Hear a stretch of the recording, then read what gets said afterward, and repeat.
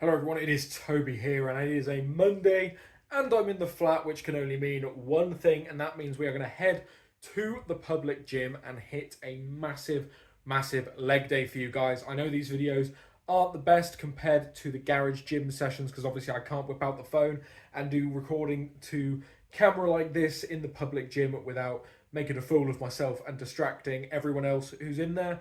But I'm going to film as much of my session as I can and provide a good voiceover and some sort of thoughts and feelings after the session about how the session went. I still think it's very important to share my leg day with you guys, even though I don't do it in the home gym, because it's important to see every aspect of training for a lofty goal like a 300 kilo deadlift. And speaking of which, if you are looking forward to seeing me smash that goal, please subscribe. We've got some big deadlifts coming up in the next 4 weeks, so you don't want to miss them.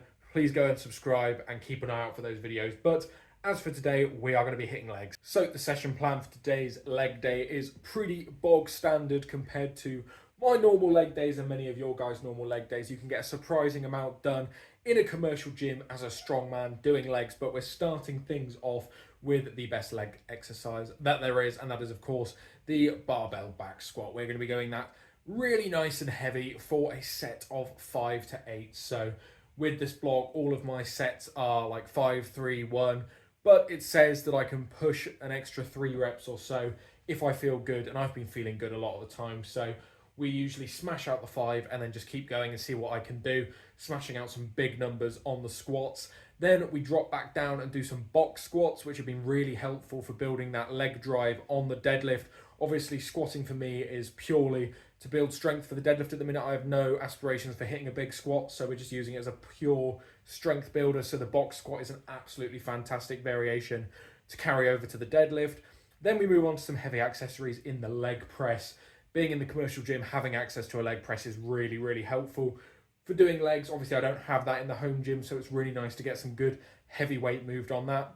And then we move on to just the normal lying leg curls, leg extensions, that sort of thing. Just finish off the legs in the best way possible. And that is our leg day. So without further ado, I'm going to get my stuff together. We're going to get in the car and we're going to head over to the gym. But before we go ahead and head to the gym and start smashing our legs, I just want to say thank you guys so much for the support on the channel recently. It's really starting to pick up some good traction. We are gunning towards that 1,000 subscriber mark at a really nice, consistent rate. And I just want to say, if this is your first video around here, they're not always like this. We're usually in the garage gym, much more involved in the session. This is just one of those sessions that I want to still show you guys, but because of circumstances like work and stuff, I have to do it in a commercial gym, but still worth showing you guys. So if you want to see some proper good sessions, please be sure to leave a like on this video, go down below and subscribe, and then go onto the channel and have a look at some of the other sessions I've done, because they have been pretty good. But I'm going to stop waffling, I'm going to get cracking, and we're going to go over to the gym and hit some legs. Okay, so first up in the leg day is the squat, and you'll notice that I'm using knee wraps on the squat. I know there's a big argument between knee sleeves and knee wraps. If you're a long-time follower of this channel, you'll know that a few months back, almost a year back now, probably more, I had a slight knee injury, and since then I've been battling with patellar tendonitis quite a bit in my knees. So I've been doing a lot to combat that, but using knee wraps on squats just helps support my patellas a lot more than sleeves do. So I know it's probably better for strength not to use wraps, but I'm going heavy and I need all the support I can get in the knees, so that is why I'm using them. But as far as the squats went, they went pretty damn good, to be honest. Obviously, I'm using these to train the power off the floor for the deadlift and the leg strength for the deadlift, so I am not completely anal about depth, in all honesty. I want to get deep though, just I don't really care if it's powerlifting depth or not. As long as it's remotely parallel, it's good. But you will have seen that on the second rep, the bar shifted slightly on my back. It rolled upwards towards my neck, which threw me forward. These bars in this commercial gym aren't the best, to be honest. And it threw me forward and it made that second rep really difficult. So I had to recompose myself to go for the final 3 reps. And I was a bit tentative in these, going down slowly, probably not hitting the depth I want, to be honest. But as I said, I don't really mind about that too much. So all in all, squats move pretty well. I did want more than 5, but 5 is what's on the program. The others are bonus. So with that little hiccup on the second rep, I am pretty pleased. So our follow-up accessory for the squats is the box squat. So squatting down to a bench and then driving off of the bench really hard. This is the accessory that is fantastic for building leg strength, specifically for the deadlift, being able to drive through the floor and up off of the box. Using a bench here, obviously I don't have the luxury of being able to choose what height these benches are at, so we're going to have to make do. Probably want it an inch or so lower, but beggars can't be choosers. And yeah, the idea on this is 3 to 6 reps, starting light and increasing the weight each week, going down, slight pause on the box, and then driving up, trying my best to keep that spine neutral, not using my back and using purely my legs and driving through them. This is another exercise that has been fantastic for my knees as well. It really helps my knees and getting them strong. So really pleased with how these moved. Much better than the top set of squats, and these are the important ones that are building that strength in those legs. So after the box squats, we move on to the leg press. And I know what you're thinking, this is a pretty brutal leg day so far. And in the past, I've done the leg press ridiculously heavy, knee wrapped up, all of that jazz. For the last few blocks, I've been going bare knees and really focusing on controlling that weight down, letting it stretch me in the bottom, and then really driving back up so it gets as deep as it can. This leg press is not the best for depth, to be honest. My bum comes off the seat, my feet are as high as they'll go, but we make do. And as I said, we really want to control that down, drive back up. Nice and heavy still, but not as heavy as I've gone in the past. Really good accessory, absolute killer after those squats though. And finally, the leg curl, lying leg curl, fantastic hamstring exercise. Nothing too much to say about these, everyone knows what a lying leg curl is. I've maxed out the machine on these, so I'm trying to be really explosive, really strong through these and get as much out of the weight stack as I can on these. Fantastic exercise to finish off the leg day.